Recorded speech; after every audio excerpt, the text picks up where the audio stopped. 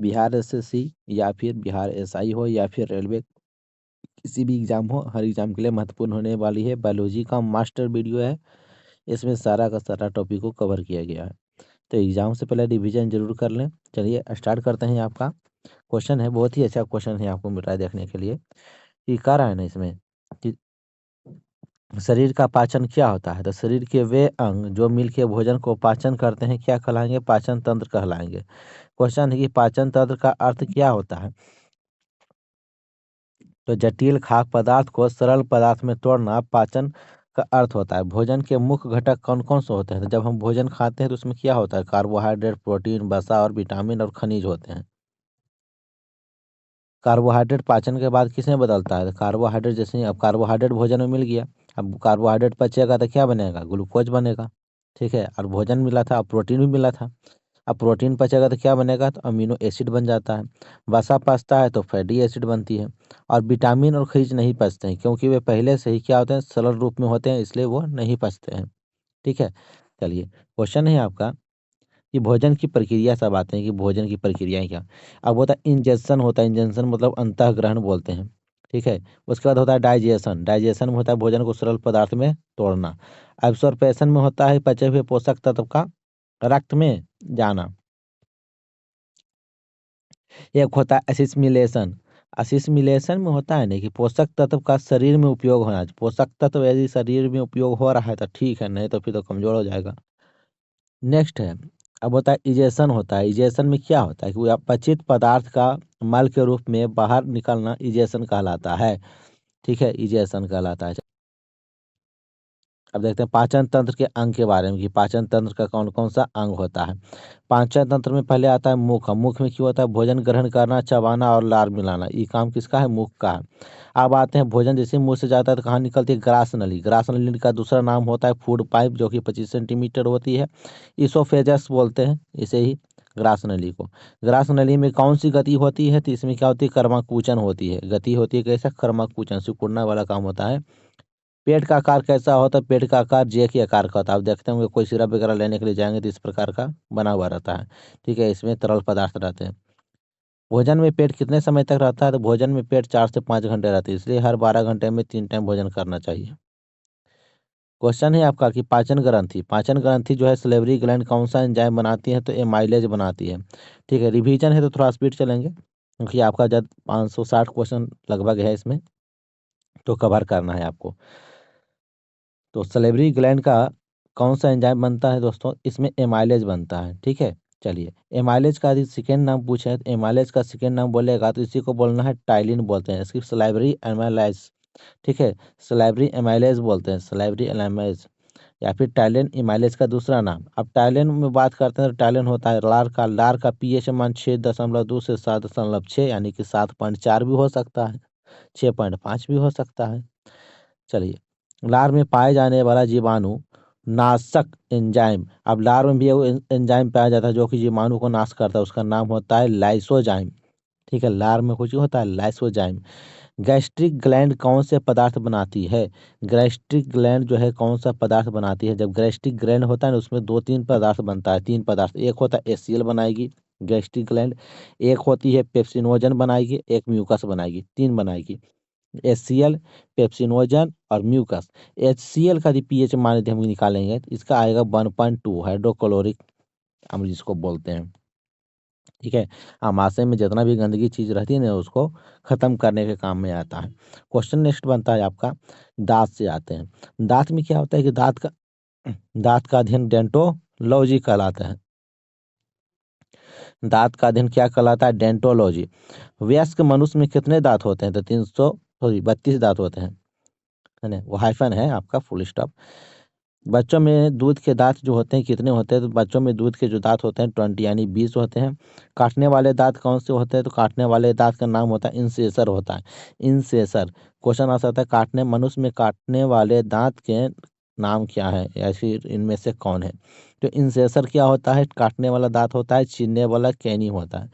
ठीक है, सी canine, CANI यानी कैनी। उसके बाद होता है विजडम टूथ। विजडम टूथ के बारे में बात करते हैं तो तीसरा मोलर होता है। विजडम टूथ जो होता है क्या होता है? तीसरा मोलर। विजडम टूथ किस उम्र के निकलता है, तो 18 वर्ष के बाद निकलता है। विजडम ट्रूथ जो है कब निकलता है? 18 वर्ष के बाद निकलता है विजडम ट्रूथ। क्वेश्चन है आपका, जीभ। जीभ किस प्रकार का अंग है? तो यह एक पेशीय अंग है। जीभ है किस प्रकार का? पेशीय अंग है। मीठा स्वाद जीभ के किस भाग में महसूस होता है? तो आगे के भाग से। ठीक है, आगे के भाग से मीठा स्वाद। क्वेश्चन है आपका कि कड़वा स्वाद कहाँ से महसूस होता है? पीछे के भाग से। कड़वा स्वाद कहाँ होता है? पीछे के भाग से। बात करते हैं रक्त। तो रक्त के अध्ययन को क्या कहते हैं? तो रक्त के अध्ययन को क्या कहते हैं? तो रक्त के अध्ययन को हेमेटोलॉजी बोलते हैं। रक्त का अध्ययन हेमेटोलॉजी बोलते हैं। रक्त का तरल भाग क्या कहलाता है? रक्त का जो तरल भाग होता है वो क्या कहलाता है? प्लाज्मा। ठीक है। रक्त में एक होता है आरबीसी। आरबीसी का काम होता है ऑक्सीजन का परिवहन करना। ठीक है, आरबीसी को का काम कुछ होता है ऑक्सीजन को परिवहन करना, यही ऑक्सीजन को लेकर के जाती है बॉडी में। डब्ल्यूबीसी का बताइएगा। डब्ल्यूबीसी होता है रोग से रक्षा करना, और डब्ल्यूबीसी ठीक है। एक और होता है प्लेटलेट्स। प्लेटलेट्स का काम होता है ना कि रक्त का थक्का बनाना, रक्त का थक्का बनाना। एक आता है एनीमिया। एनीमिया किसकी कमी से होता है? तो आरबीसी की कमी से एनीमिया हो जाती है, जो कि ऑक्सीजन को ले जाने का काम करता था। बात करते हैं ल्यूकेमिया। तो ल्यूकेमिया जो कि डब्ल्यूबीसी का अधिकता, डब्ल्यूबीसी बढ़ जाएगा तो समझिए क्या हो जाएगा? ल्यूकेमिया बढ़े, ल्यूकेमिया हो जाएगा, यानी कि रक्त कैंसर बोलते हैं। ठीक है, रक्त कैंसर बोलते हैं। डब्ल्यूबीसी का काम है रोगों से प्रतिरक्षा करना। उत्सर्जन तंत्र के बारे में बात करते हैं, तो उत्सर्जन तंत्र का अर्थ होता है शरीर से अपशिष्ट पदार्थ को बाहर निकालना। मूत्र का निर्माण कहाँ होता है? किडनी में। डायलिसिस होता है मशीन द्वारा रक्त का शोधन। बात करते हैं तंत्रिका तंत्र की। ठीक है, तंत्रिका तंत्र, तंत्र के जो मुख्य भाग यानी तंत्रिका तंत्र जो होता है, इसमें कौन कौन सा भाग आता है? एक होता है मस्तिष्क आता है तंत्रिका तंत्र में, मेरुदंड और तंत्रिकाएं। सीएनएस का पूरा नाम होता है जहाँ central nervous system. Central nervous system. Neuron क्या है? तो न्यूरॉन है तंत्रिका तंत्र की क्रियात्मक इकाई, यानी कि तंत्रिका तंत्र जो भी है तीन चीज थे। मस्तिष्क है, ठीक है, मस्तिष्क हो गया, एगो मेरुदंड हो गया, तंत्रिकाएं, ये सब जो बनी होती है किससे बनी होती है? न्यूरॉन से बनी होती है। ठीक है, न्यूरॉन से, इसलिए इसको बोलते हैं क्रियात्मक इकाई बोलते हैं। न्यूरॉन के बीच जो गैप होता है यानी क्या कहलाता है? सिनेपस कहते हैं, सिनेपस। ठीक है, सिनेपस। परिसंचरण तंत्र के बारे में बात करते हैं अब टॉपिक आता है परिसंचरण तंत्र। हृदय का मुख्य कार्य क्या होता है? कि रक्त को पंप करना। ठीक है, आर्टरी का काम कहाँ से होता है? तो हृदय से अंगों तक लेके जाना खून को, आर्टरी का काम होता है। उसके बाद होता है समान रक्तचाप के बारे में बात करते हैं। 120/80 mm Hg होती है। ठीक है, समान रक्तचाप के बारे में। श्वसन के बारे में बात करते हैं, तो श्वास और श्वसन में अंतर बताइए। तो हवा हवा लेना छोड़ना क्या कहलाता है? श्वास कहलाता है। श्वास के बाद जो ऊर्जा के निर्माण की होती है उसका श्वसन कहते हैं। क्वेश्चन बनता है कि एरोबिक श्वसन में क्या बनता है? तो एरोबिक श्वसन में क्या बनता है? तो एटीपी और CO2 और पानी, तीन चीज होते हैं। एरोबिक श्वसन के दौरान एटीपी बनेगा, CO2 बनेगा और क्या बनेगा? पानी बनेगा। ऊर्जा का भंडारण यही एटीपी में होता है। ठीक है, चलिए कोशिका और टिश्यू के बारे में बात करते हैं कि कोशिका और टिश्यू क्या होते हैं। कोशिका का पावर हाउस क्या कहलाता है? तो माइटोकॉन्ड्रिया कहलाता है। कोशिका का पावर हाउस क्या कहलाता है? माइटोकॉन्ड्रिया कहलाता है। प्रोटीन का निर्माण कहाँ होता है? तो यही राइबोसोम में होता है। प्रोटीन का निर्माण कहाँ होता है? तो राइबोसोम में होता है आपका। मायो माइटोसिस क्रोमोसोम की संख्या कितनी होती है? तो माइटोसिस क्रोमोसोम की संख्या 46 होती है, मियोसिस की संख्या 23 होती है। ठीक है, माइटो और मियो। नेक्स्ट है जाइलम। जाइलम के बारे में बात करते हैं, तो जाइलम का काम होता है जल और खनिज का परिवहन करना। फ्लोएम का काम क्या होता है? भोजन का परिवहन करना। फ्लोएम का काम है भोजन परिवहन। चलिए उसके बाद होता है पाचन नहीं होने वाला पोषक तत्व कौन होता है? विटामिन और खनिज जो है कभी पाचन नहीं होता है, क्योंकि ये पहले ही सरलतम रूप में टूटा हुआ रहता है। चलिए अब आप परिसंचरण तंत्र के बारे में बात करते हैं। परिसंचरण तंत्र का मुख्य कार्य क्या होता है? तो शरीर में ऑक्सीजन, पोषक तत्व, हार्मोन और अपशिष्ट पदार्थ का परिवहन करना परिसंचरण तंत्र कहलाता है। परिसंचरण तंत्र के मुख्य अंग कौन है? तो हृदय, रक्त और वाहिकाएं। बात करते हैं हार्ट की। तो हार्ट क्या करता है? रक्त को पंप करता है। रक्त वाहिकाओं के प्रकार बताइए। तो धमनी, शिरा और कोशिका, सॉरी केशिका। धमनी, शिरा, केशिका, ये सब क्या है? रक्त वाहिका का प्रकार है, यानी कि रक्त को वाहिका यानी कि बहने की जगह है, इसी के जरिए रक्त क्या होती है? बहती है। चलिए धमनी किस प्रकार का रक्त लेके जाएगी, तो धमनी में जो बहेगा रक्त वो बढ़ेगा ऑक्सीजनेटेड। ठीक है, धमनी में किस प्रकार का रक्त बहेगा, तो ऑक्सीजनेटेड रक्त बहेगा। अब बात में पल्मोनरी आर्टरी, सीरा में किस प्रकार का, तो सीरा में डीऑक्सीनेटेड। ठीक है, डीऑक्सीजनेटेड रक्त बढ़ेगा। अब बात में वही रहेगा पल्मोनरी वेन। ठीक है, अब बात करते हैं पल्मोनरी आर्टरी का काम कुछ ही होता है, तो हृदय से, ध्यान रखिएगा, हृदय से फेफड़ा तक डीऑक्सीजनेटेड रक्त ले जाना। हृदय से फेफड़ा तक डीऑक्सीजनेटेड रक्त को लेकर के जाना, इसी का काम होता है।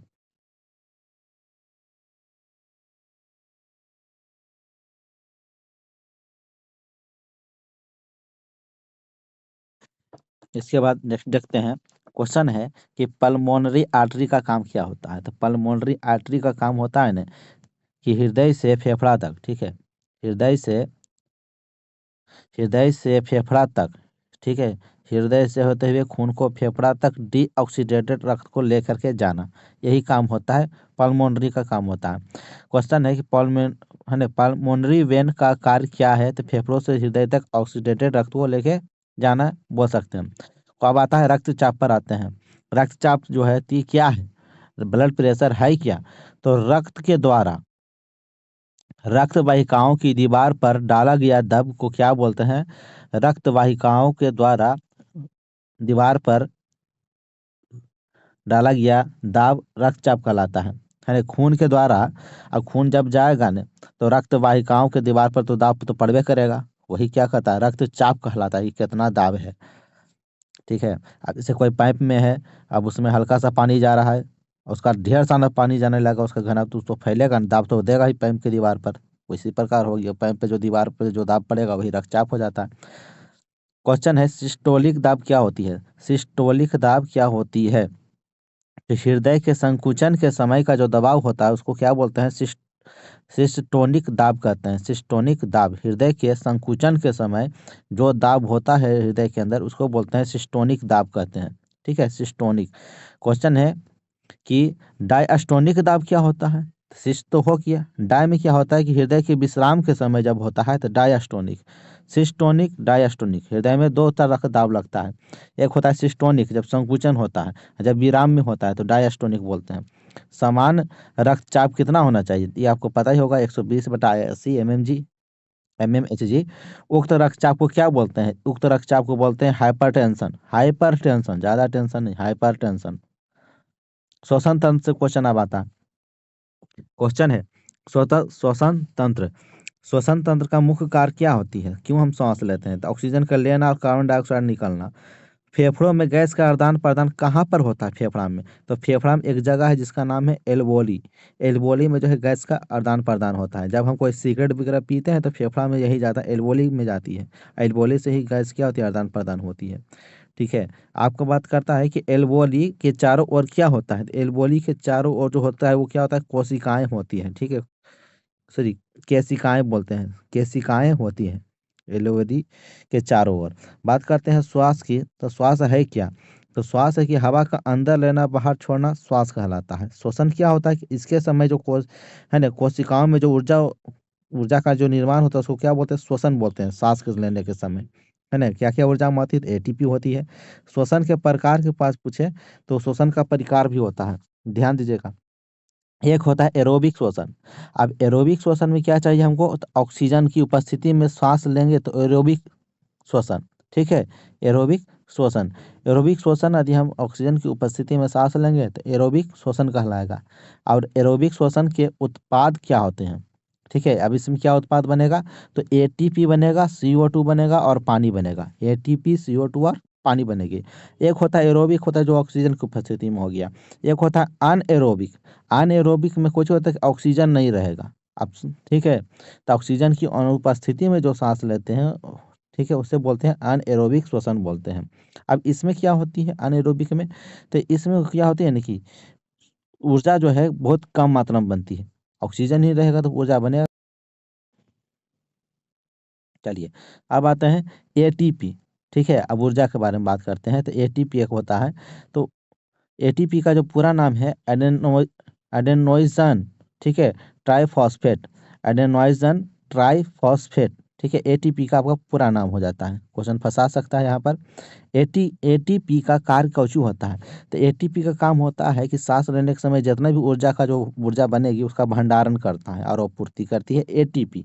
ठीक है, जब एटीपी यदि फट जाता है, नहीं टूट जाता है, तो इससे टूटने के बाद क्या निकलेगा? तो एडीपी और ऊर्जा निकलेगा। ये ऊर्जा का भंडारण है तो ऊर्जा तो रहेगा ही, तो एडीपी और ऊर्जा निकलेगी इससे। ठीक है, उसके बाद आता है आपका कि कोशिका में आते हैं। कोशिका के अब बात कर रहे हैं। तो कोशिका है क्या चीज? तो जीव की संरचना और क्रियात्मक इकाई, यानी जो भी जीव बना हुआ है सभी कोशिकाओं से ही बना हुआ है, इसीलिए कोशिका को जीव का संरचना और क्रियात्मक इकाई कहते हैं। अब कोशिका है तो अब उसको तो कोई घेर के रखेगा। तो कोशिका झिल्ली, कोशिका झिल्ली का कार्य कौची होता है कि पदार्थ का प्रवेश और निष्कासन को नियंत्रित करता है। यानी कि कोशिका में क्या जाना चाहिए, कितनी मात्रा में जाना चाहिए, उसको क्या नियंत्रण कौन करेगा? कोशिका झिल्ली करेगा। बात करते हैं केंद्रक की। तो केंद्रक का कार्य क्या होता है? तो कोशिका क्रियाओं का नियंत्रण करना, यानी कि कोशिका जो अपनी क्रिया जो करे उसको पर नियंत्रण बना के रखे। ठीक है, न ज़्यादा करे न कम करे। तो इस कौन नियंत्रण करेगा? तो केंद्रक, इसलिए केंद्रक बीच में होता है। बात करते हैं माइटोकॉन्ड्रिया को क्या कहते हैं? तो कोशिका का पावर हाउस बोलते हैं। माइटोकॉन्ड्रिया को क्या बोलते हैं? कोशिका का पावर हाउस बोलते हैं। लाइसोसोम को क्या कहते हैं? तो कोशिका की सफाई कर्मी। कोशिका का साफ कौन करेगा? लाइसोसोम। ठीक है, अब पावर हाउस कौन बनता है? माइटोकॉन्ड्रिया। लाइसोसोम, ठीक है, याद रखिएगा लाइसोसोम, ध्यान में देखिए लाइसोसोम है और कोशिका का पावर हाउस है माइटोकॉन्ड्रिया। लाइसोसोम साफ करता है और माइटोकॉन्ड्रिया पावर हाउस है। चलिए नेक्स्ट क्वेश्चन देखते हैं इसमें। कोशिका विभाजन अब आती है। अब कोशिका विभाजन के बारे में बात करते हैं। तो कोशिका जब विभाजन होता है तो उसको बोलते हैं माइटोसिस। क्या है इसमें? एक आता है माइटोसिस। माइटोसिस जो होता है उसे बोलते हैं समसूत्री विभाजन। ठीक है, कोशिका विभाजन में कुछ होता है, एक आता है समसूत्री विभाजन जिसे बोलते हैं हम माइटोसिस। क्वेश्चन पूछेगा माइटोसिस क्या है? तो माइटोसिस एक समसूत्री विभाजन है। ठीक है, चलिए अब बोलेगा माइटोसिस कहाँ होता है? ये माइटोसिस होता कहाँ है? तो शरीर की कोशिका में होता है। माइटोसिस जो होता है ना शरीर की कोशिका में होती है। ठीक है, बात करते हैं मियोसिस। अब बात है मियोसिस कोची है? तो एगो समसूत्री है तो एगो अर्धसूत्री भी तो आएगा। तो अर्धसूत्री में कौन होता है? मियोसिस। अब मियोसिस कहाँ होता है? तो जनन कोशिका में। जनन, ठीक है, जनन कोशिकाओं में मियोसिस पाए जाते हैं। चलिए बात करते हैं टिश्यू की। अब टिश्यू क्या है? तो समान समान कार्य करने वाली कोशिकाओं का समूह। सीधा सीधी बोली कि बहुत सारी कोशिका जब मिल जाती है तो क्या बनती है? टिश्यू बनती है। ठीक है, यदि एक ईटा है तो वह ईटा कहलाएगा। मान के चलिए ईटा हो गया कोई कोशिका।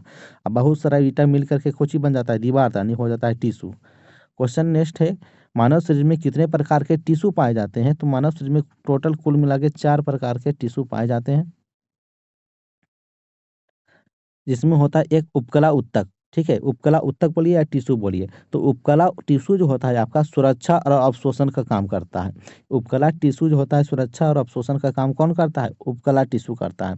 एक होता है संयोजी उत्तक, जो अंग को जोड़ता है, जो अंगों को जोड़ता है। तो अंगों को किस प्रकार के उत्तक जोड़ते हैं? तो संयोजी, ठीक है, योजित, संयोजी। चलिए उपकला क्यों करता है? तो उपकला, उपकला मतलब कुछ उपकला उत्तक यानी सुरक्षा और अवशोषण करती है। क्वेश्चन है कि पेशीय ऊतक का काम क्या होती है?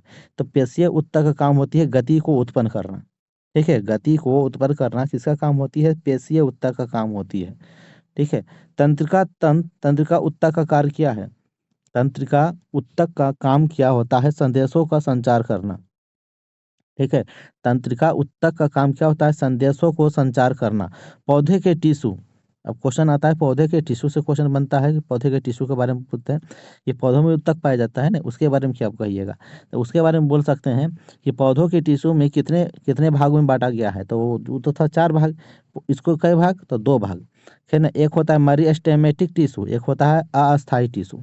मेरिस्टेमिक टिश्यू और एक होता है एक होता है अस्थायी टिश्यू, एक होता है मेरिस्टेमिक टिश्यू। 2 प्रकार के टिश्यू पौधों में। मेरिस्टेमिक टिश्यू क्या होती है? तो ये टिश्यू जो होती है विभाजनशील कोशिकाओं वाले टिश्यू जो पौधों की वृद्धि करता है। यानी कि पौधों की वृद्धि करने वाला टिश्यू का नाम क्या है? तो मेरिस्टेमेटिक टिश्यू। यदि मेरिस्टेमिक टिश्यू काम नहीं करेगा तो पौधे वृद्धि नहीं करेंगे। क्वेश्चन बनता है आपका कि मेरिस्टेमिक टिश्यू का मुख्य कार्य क्या है। तो नई कोशिका का निर्माण करता है। पौधों का जो है, पौधों का निर्माण कैसे करेगा, तो उसमें कोशिका का निर्माण करता है। यानी कि मेरिस्टेमिक टिश्यू का काम होता है कि पौधों का जो कोशिकाओं का, नए नए कोशिकाओं का निर्माण करता है, इसलिए पौधा वृद्धि करता है। ठीक है, चलिए। उसके बाद आता है एपिकल मेरिस्टेम कहाँ पाया जाता है। तो एपिकल मेरिस्टेम जो पाया जाता है जड़ और तने के सिरे पे। ठीक है, एपिकल मेरिस्टेम कहाँ पाया जाता है, तो जड़ और तने के सिरे पर। बात करते हैं एपिकल मेरिस्टेम का काम क्या होता है। तो एपिकल मेरिस्टेम का काम होता है लंबाई में वृद्धि। लंबाई में वृद्धि, पौधों की लंबाई में वृद्धि करने वाला काम होता है मेरिस्टेम टिश्यू। मेरिस्टेम में कौन सा, तो एपिकल मेरिस्टेम। ठीक है, हमारे स्टेम टिश्यू का काम कुछ होता है, पौधों की वृद्धि करना है। किस प्रकार, तो कोशिका का, नए कोशिका का निर्माण करते हैं पौधों में। उसके बाद आता है लेटरल मेरिस्टेम कहाँ पाया जाता है। तो लेटरल मेरिस्टेम जो पाया जाता है तने और जड़ के पार्श्ववानी के ऊपरी भाग में। ठीक है, जड़ कोई पौधा है उसके ऊपरी पार्श्ववानी की तिरछानी के ऊपरी भाग में जो पाया जाता है, ठीक है, उसको बोलते हैं लेटरल मेरिस्टेम। लेटरल मेरिस्टेम का कार्य क्या होता है, तो ये इसका काम होता है ना, ऊपरा पाया जाता है तो मोटाई में वृद्धि करती है। ठीक है, ये कौची करती है, पौधों की मोटाई में वृद्धि करती है। कौन, तो लेटरल मेरिस्टेम। देखते हैं कोई पौधा मोटा होता है, कोई पतला होता है, इसके लिए वो। ठीक है, अब आता है inter calorie meristem. Inter calorie meristem ये तने के आधार भाग में पाए जाते हैं। तने के आधार भाग में पाए जाते हैं inter calorie meristem. Inter calorie meristem क्यों पाया जाता है, क्यों वहाँ पर से क्या होता है, लंबाई में वृद्धि करती हैं, तनों की लंबाई में वृद्धि करती है, ये इंटर कैलरी। अब आते हैं, एक होता है अस्थाई टिश्यू, पौधों में पाया जाता था ना, एक है था अस्थाई टिश्यू, परमानेंट टिश्यू। अब अस्थाई टिश्यू है होता क्या है वो देखेंगे। तो वे कोशिकाएं जो विभाजित नहीं होती है, वे कोशिकाएं जो विभाजित नहीं होती है उसे जो है पौधों का अस्थाई टिश्यू कहते हैं। अस्थाई टिश्यू कितने प्रकार के होते हैं, या दो प्रकार के, सरल और जटिल होते हैं। सरल और जटिल बोले जाते हैं। अब सरल टिश्यू क्या होता है, तो सरल टिश्यू में होता है कि पेरेकाइमा क्या होती है, एक ऐसे में पढ़ने का आता है पेरेकाइमा। सरल टिश्यू में क्या देखने को मिलेगा, पेरेकाइमा। अब पेरेकाइमा क्या होती है, जीवित कोशिका से बना सरल टिश्यू, उसे बोलते हैं पेरेकाइमा। अभी बताएं तो दो तरह से होता था सरल टिश्यू। तो सरल टिश्यू दो कौन कौन, एक होता है पेरेकाइमा। पेरेकाइमा जब कोशिका जीवित हो, जब कोई आदमी जिंदा है, अब उस जन सॉरी जब कोई पौधा जिंदा है, उसी पौधों वाला पढ़ रहे हैं ना, तो जीवित पौधों में से जो बनता है ना, सरल टिश्यू जो बनता है कोशिकाओं से बना सरल टिश्यू, उसको बोलते हैं पेरेकाइमा। अब पेरेकाइमा का काम क्या होता है, तब भोजन और जल का भंडारण करना। ठीक है, पेरेकाइमा का काम होता है भोजन और जल का भंडारण करना। उसके बाद आता है कि क्लोरोप्लास्ट युक्त पेरेकाइमा को क्या कहते हैं। क्लोरोप्लास्ट युक्त पेरेकाइमा को बोलते हैं क्लोरेन काइमा। ठीक है, क्लोरेन काइमा बोलते हैं। और क्लोरेन काइमा का काम क्या होता है, तो पौधों को लचीलापन और सहारा देना। ठीक है, कोलेन कोलेन काइमा का काम क्या होता है, कि पौधों को लचीला और सहारा देना। इसके बाद आता है स्क्लेरल कायमा।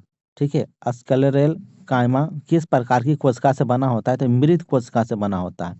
ठीक है, स्क्लेरल कायमा जो होती है मृत कोशिका से बना होता है। और स्क्लेरल कायमा का काम क्या होता है, कि कठोरता और मजबूती प्रदान करना। कठोरता और मजबूती प्रदान करना कौन सा कोशिका काम होता है, तो स्क्लेरल कायमा का काम होता है। चलिए, नेक्स्ट क्वेश्चन है कि जटिल अस्थाई टिश्यू, ठीक है, कंडक्टिंग टिश्यू क्या होती है, इसके बारे में जानेंगे। तो जटिल अस्थाई टिश्यू में होता है जाइलम। जाइलम की बात करें तो जाइलम का काम होता है जल और खनिज का परिवहन करना। जाइलम का काम क्या होता है, जल और खनिज का परिवहन करना। उसके बाद आता है फ्लोएम। अब फ्लोएम का काम क्या होता है, भोजन का परिवहन करना। ठीक है, जल वाला जाइलम, और फ्लोएम कुछ करता है, भोजन का परिवहन करता है।